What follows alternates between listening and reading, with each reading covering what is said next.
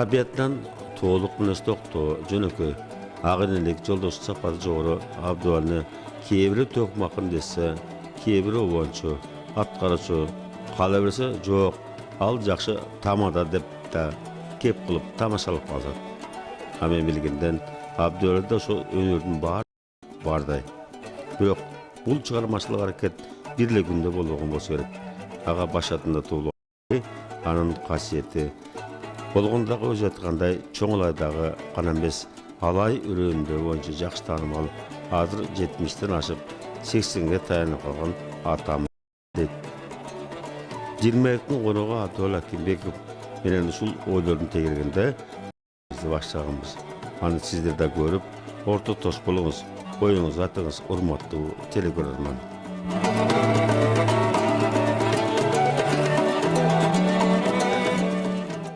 Abduali, mana sizlerden jakşınakay kuttu übilöňөр menen çok olturabız. Bizge abdan symyktуу nesi. Munda bolgondan keyin übilöde oturgandan keyin albatta uşul übilönün kojoyunu, uşul übilönün esi katары uşul telegörörçülerge jakşı bolatly. Bizde uşul bir uulu üç kızыбыз бар. Hikmat Telegey, uulubuz eң çoğu Maksat, anan Miray da, bul kızım аты Alina, bul jakta oturgan Madina. Şul. Men munda qarap Alina bilen Madinani egiz eken dep turmун da, boylары da tegiz okşoşurak bolup kalıptır. Kançı klasda okşat demi? Egizler 3-nji klasda okşat. Жақсы. Мындай қарап тұрып сыймықтанып, сұқтанабыз. Чындығында Абдуалдын өзүн сахнадан, ел арасына көп кырдап жүргөнү менен юбилейсин көрүп туруп, биз да сұқтанып, мындай бир кубанычбыз да. Чындығында Абдуали бул азыр биздин ушул заманда ушул бир уул, үч кыз тарбиялап, телеге экөөңүздөр эрезеге жеткирип, татынакай болуп жаныңар долтурушат да. Өзүңдүн оюң боюнча Bizde negizden alıp gelgende bizdin semiyabızda 9-1 tuğanбыз. 9-1 tuğanбызdan oşonun içinden şol atabыздын önöründe жалгыз эле Кудай Таала мага тагылган экен. Эми андан бери канча жылдар өтүп, суулар агылып дегендей канча ысык суук өткөнү менен мына биз ошол телеге көз баш кошкондон бери жака оштош филармонияда иштеп, чыгармачыл баягы жолдордо басып, канча адамдар менен аралашып, турмуштун ысык суугунда бардыгына ушул мен ойлойм, чыдап, айрыкча чыгармачыл инсандарды жакшы билесиз. Чыгармачыл инсандар көбүнчө мына маданиятка, искусствонун кызматкерлеринин баарына эле айлыктар аз. Же болбосо баягы кыйынчылыктар көп болот дегенде. Бирок ошо кыйынчылыкка моюн бербей, элга ушул семьябызды баягы бир чети карап, элдин алдына чыгып жашооду улантып келатабыз. Бирок өзүң айткандай ушул Аксакалдан жалгыз өзүм ушул мындай талант алып атасың да. Бул мындай бир Кудай берген талант өзүндө бар, бирок өзүң айтып каласың да, жаштыгында ушул алгач талантты айылдык маданият үйүнөн баштаган экенсиң да. Демек ушул талант болгон. Ушул айылда жүрүп, мотоцикл менен эле жүргөм десин. Эгер ушул талантың болбосо, балким чоңалайдын бир жеринде кой багып дейли, мал багып, жайлоодо жүрөт беле. Алгач армиядан жаңы келгенден кийин эле баягы ушул алайда МЖС деп коет баягы. Бүт той топтоо ушундай бир чоң, биз чоң алай жергесинде ушундай бир ишкана бар эле. Ошондо тракторист болуп иштегем да алгачкы жолчу. Анан баягы көпчүлүгү кээде организаторлор менен жүрүп, той топтоп жүргөн мезгилдерде элдер өз аксакалдар, курбу курдаштарыбыз айтып калчу да. Эми сен Кудай Таала берген өнөр бар экен, ошо баягы элге алып чыкпайсың. Анан бирок Кудай Таала неме кошуп, насип кылып баягы 3 айлык курска жөнөтүп калды да мени. Не курсулар? Ошол мына Совхоз техникумда баягы сен эми таланттыңга жараша кичине көтөрүп баягы балким алабыз дегендей маани болгон да ошол мезгилде анан жетекчилерден. Кийин келип эле бул жерде студенттерге аралашып, мына телегейде ошол мезгилде ошо Совхоз техникумда окуган өзүм. Экөөбүз классташбыз мындай айтканда. Анан келгенде студенттерден көп ушул эме түшүп, суроо түшүп, өнөрүңүз бар экен, филармония жаңы ачылган экен ошондо алгач кирет. Ушуга кирбейсизби деп. Анан бул жерде учарда бир rahmatlik болуп кетти. Мен ушул болор эле Камал деген ошол экөөбүз армияда чогуу жүргөнбүз. Ушул Токонешбаев директору ушу барбайсың ошого деп аябай түрткү болгон да ошолор. Анан өзүм бир тууган акем бул жерде жашачу. Жеңелерибиз айтып. Анан кийин айылга барып аксакалдардан уруксат сурап, бизде өз тартип. Ошо аксакалдардан уруксат алмайынча баягы бир жака кетиш кыйын да. Атабыз деле ошол жазыш мезгилинде өзү филармонияга барып иштеп, кийин баягы караңгылык болуп туруп, азырга чейин арманы да. Мен ушул жака баягы келгенден кийин жанагы филармониядан чакыруу болгондон кийин атабыз кубанып, мен жаш кезимде ошол максатка жетпей калганмын. Себеби баягы филармонияда жаңы ушул Мыскал Өмүркановалар менен мына биздин Ашырал Айталиев, Туганбай Абдиев, Эстебес Турсуналиевтер менен ошолор менен чогулуп иштеп жүргөн мезгилде анан кийин баягы илгери баягы телеграмма каракат деп койчу да. Анан ошондой жазып туруп атабызга жөнөтөт экен да. Апаң өлүп калды десе, анан кийин ишенип туруп барып тур да, эң кенжеси болгон. Ошо бойдон жөнөтпөй койгон экен да. Анан ошонун артынан баягы чактылашкан туруп айылга. Анан эми баягы ошонун баардыгын көрүп атабыз ошонун баарына максатына, ниетине жетпей айылды аралап калгандыгына байланыштуу анан бизге ушул айтып, кой балам, эми сен семьяң менен ош жака барып баягы өнөрүңдү улант дегендей. Бурканова өз ошолор менен чогуу иштешпегени менен акшылар ушул Ошко келген сайын аксакал сурап турат. Мен көп угуп жүрөм да, эшикем деле рамалык, ашкем деле атаң кандай күйлүгүчтө жүрөбү деп жакшы пикирде, жакшы баягы замандаш кишилер бири-бири унутпайт экен да көрсө.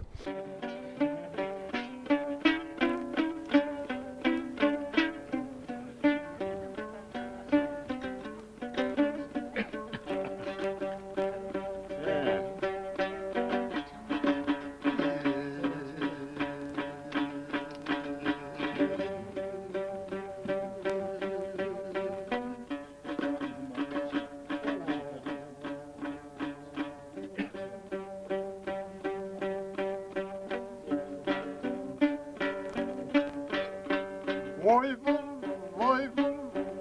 bul gerile batır dönüver.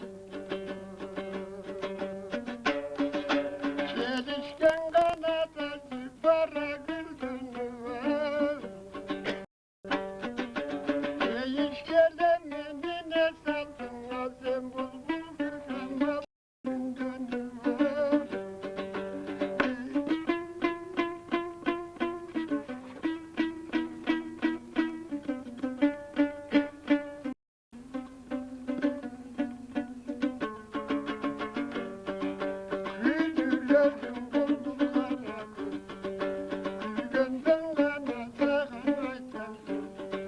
Aytamış attım doğru görsün. Şandandın bana bulbul erkinde.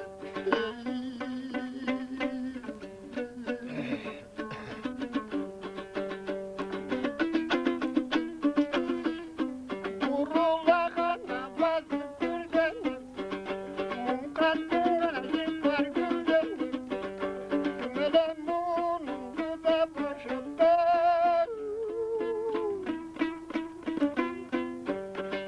Sen bulbul bırakan erkenimden ve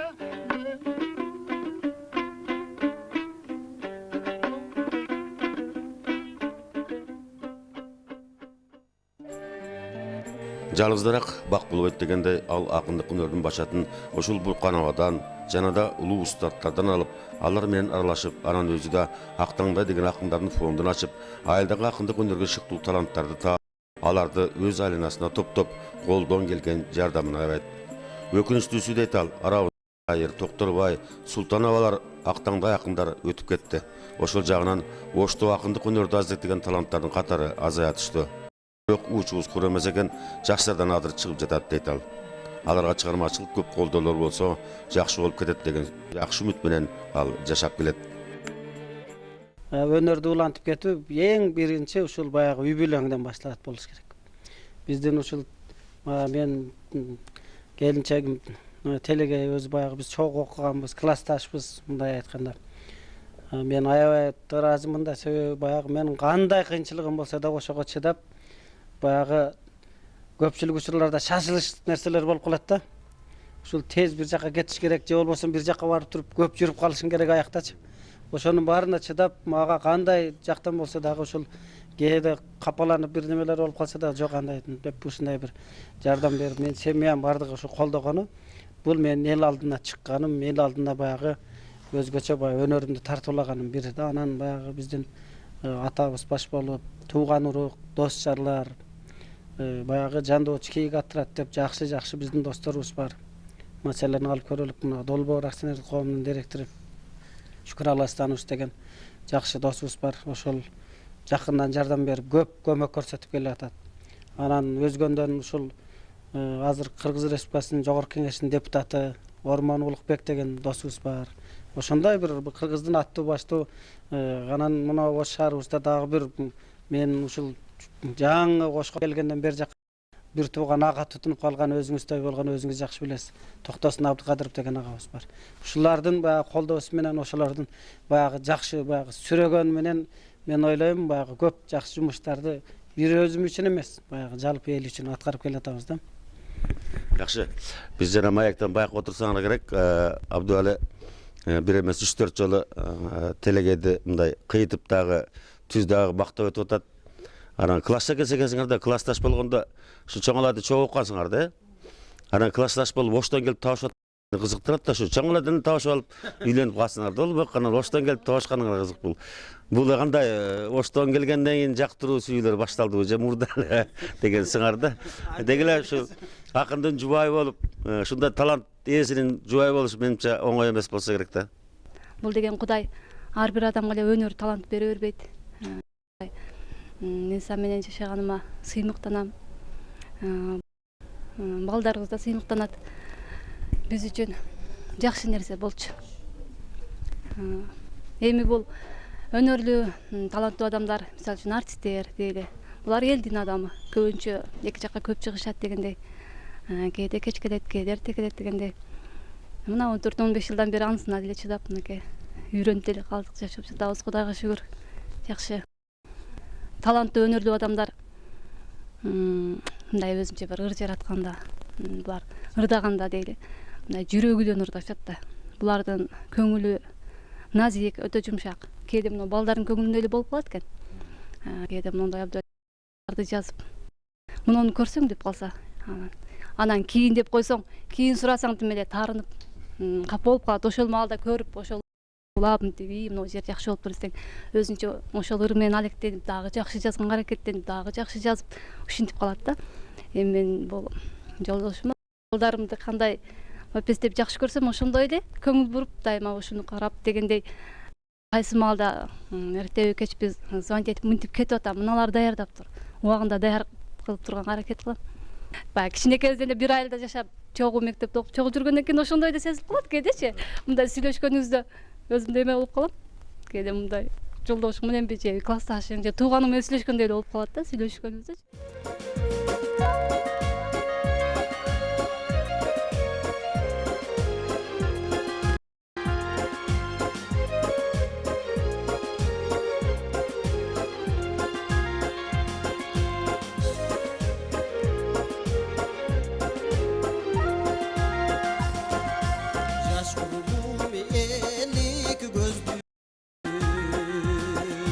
Jam birigem şirin sözdürüm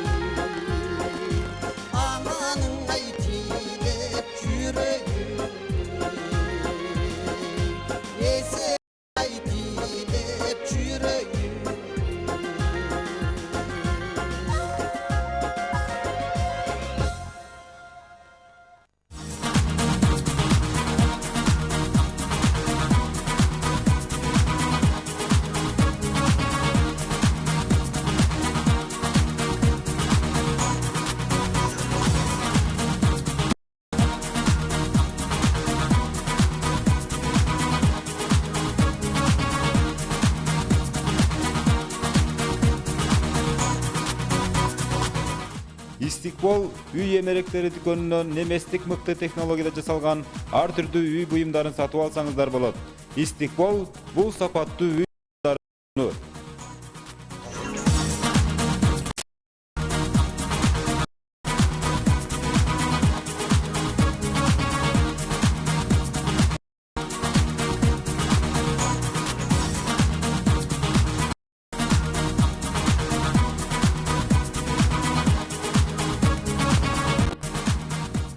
Жаш кезимде аябай бир чечиминде ушул акындардын ырлары, Ашырал Айталиев, Тоғанбай акелер, Эстебес Турсуналиев, Замирбек Усенбаевтар ырдаганда мен үчүн бир башкача сезилчү да. Маселен айталык, бул жерде биздин Оштогу атагы таш жарган Ырысбай акелерибиз, Токон аке, Бабырашан аке оончуларда. Ошолорду эңсеп жүрүп, маселен мындай бир башымдан өткөн эле нерсе, Токон Эшбаевдин ырларын көрдачым да, аккордеон менен. Анан баягы Замирбек Усенбаевдин ырларын ырдап калчумун. Негизи эле баягы токтогул барпы дегенде ушундай. Анан насип кошулуп туруп, баягы кишинин ырынып өзү баягы күйдүм чоктурдап чыкканда мен атамдан үйрөнүп ырдап чыккан өзү. Анан мен эңсечү элем жолуксам экен деп. Баягы насип кошулуп ушулар майында чогуу иштеп калдык. Анан сиздин жанагы айткан сөзүңүзгө мен ойлогон ойдун дагы бир жогорку деңгээлде баягы мен тааныша алдым да алар мененчи. Ушул бардык биздин азыркы залкар акындарыбыздын бардыгы менен таанышып, бардык жакындан баягы мындай устат тутунуп, маркум үйүнө чейин барып, маркум Тайырбек Сатыбалдиев менен, мына маркум Эстебес Турсуналиев менен, Ашырал Айталиев агаларыбызды, Тоғанбай аке, Замикелер менен көп баягы үзөңгүлөш болуп, Туган менен айтыша калган күндөрүбүз, мисалы алар мен качан эсимден төөлүккө кетпейт дейм. Анан ошол чыгармачыл чыйыр жол менен баягы кыргыз жер, коңшулаш өзбек, коңшулаш казак жергесиндеги төкмакындар, ырчылар менен мен ушундай баягы ошолор менен дагы жакындан таанышканым бул менин ошол эңсеген оюма Кудай тааланын жеткирген деп ойлойм. Дилмаебиздин түпкү максаты кыргыздын эң улуу да, эң эски да айтыш жөнүндө сөзүбүз көп кууланды. Алыскы чоңалайдан чыккан айтыш өнөрүн аздиктеп келе жаткан Абдуалинин алдыда айтар көп айтыштары, аткарар иштери көп. Андыктан анын бул максаттарынын ишке ашына биз да тилектешпиз.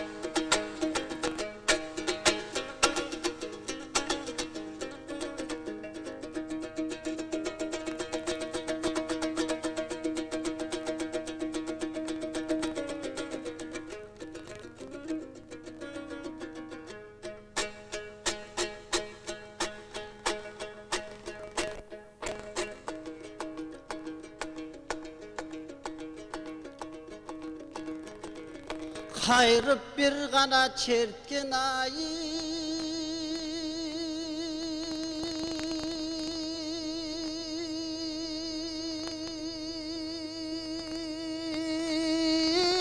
токтогул